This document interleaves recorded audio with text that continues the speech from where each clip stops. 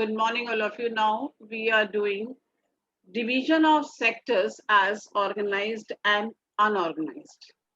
Now you can see these two images, and if you will see organized sector, if we are talking about organized sector, it covers those enterprises or places of work where the terms of employment are regular and people are having assured work.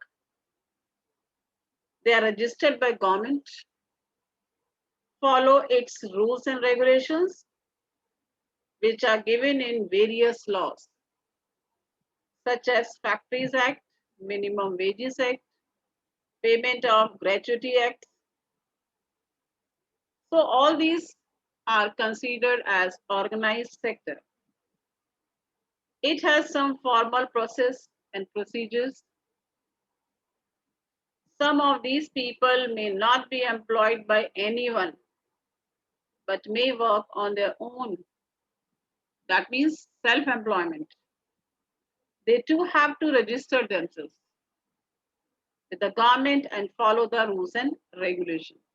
But if you are talking about unorganized sector, you just see this unorganized sector, you can easily understand this sector are not having regular income. They are outside the control of government. They are having rules and regulations, but not followed. Jobs are low paid and often not regular. No provision for overtime, paid leave, holidays due to sickness, etc. Employments are also not secure. People can be asked to leave without any compensation reason. When there is a less work, like some seasons, some people may be asked to leave. So a lot also depends on the whims of the employment.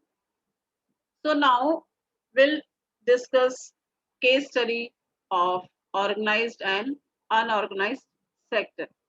Now first case study organized sector. Now Ishita, can you read case study related with Kanta? Kanta works in an office. She attends her office from 9:30 a.m. to 5:30 p.m. That She means gets her fixed. Listen, that means fixed working hours. That is 9:30 to 5:30 p.m. Okay. Yes, Ishita. She gets her salary regularly at the end of every month. In addition to the salary, she also gets provident funds as per the rules laid down by the government. She also gets medical and other allowances. Kanta does not go to the office on Sundays. This is a paid holiday. When she joined work, she was given an appointment letter stating all the terms and the conditions of the work.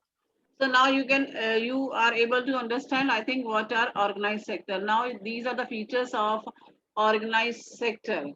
That is enterprises which are registered by the government and follow rules and regulations.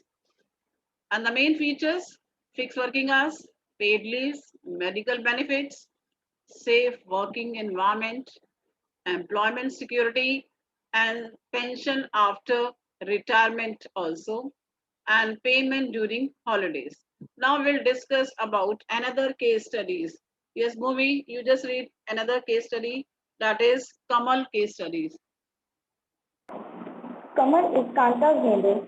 He is a daily wage laborer in a nearby grocery shop. He goes to the shop at 7:30 in the morning and works till 8 p.m. in the evening. He gets no other allowance apart from his wages. He is not paid for the days he does not work. He has therefore no leave or paid holidays, nor was he given any formal letter saying that he has been employed in the shop. He can be asked to leave anytime by his employer. So now you can easily see the difference between organized and unorganized sector. Where in organized sector, people are having fixed working hours. In unorganized sector, they are not having fixed working hours. They include small scale and scattered units, and they are not under the control of government. And in India, more than 90% of labor force are employed in this unorganized sector. So if we are talking about organized sector, so they are having job security, but not in unorganized sector. But अब बात आती है labour की. How to protect workers in an organized sector? First, for that, it can be divided into two parts, in rural areas and in urban areas. Government should provide, if we are talking about in rural areas, timely seeds to small and marginal farmers. For that, just now we have discussed about, in rural areas, government should open the banks so that no exploitation through large farmers, traders, or money lenders. So they should get each and everything, especially the small farmers.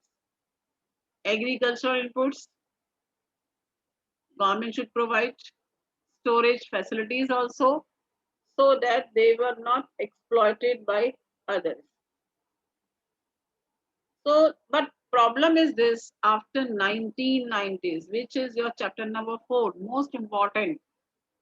1990s, our government has changed the policy. Initially, when we got independence in 1947 and 1950, our constitution implemented, and in 1951, our government adopted the policy. And the policy was based on LQP, protection policy by the government. But 1990 government has changed the policy, and due to this, इसका effect क्या हुआ, that organized sector also convert into unorganized. Maximum were out from the government's control. So since 1990, we can see a large number of workers losing their jobs in the organized sector. These workers are forced to take up jobs. Once they are not having the jobs in organized sector, they have to enter in the unorganized sector with low earnings. So besides the need for more work, there is also a need for protection and support of the workers in the unorganized sector. In urban areas, as we have talked about rural areas, so that is the policy, that is the responsibility of the government to protect all the small and marginal farmers, to provide facilities to them. But in urban areas, unorganized sectors, that is workers in small scale industries, casual workers in construction, trade and transport, etc. And those who work as street vendors, I think you all are aware about the street vendors. They're coming to your places and they're not having fixed working hours.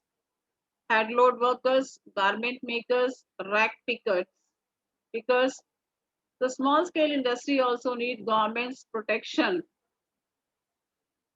support for marketing. So casual workers in rural and urban areas need to be protected. But along with this, there is a policy for scheduled caste, that is social composition, scheduled tribes and backward communities. They are also find themselves in the unorganized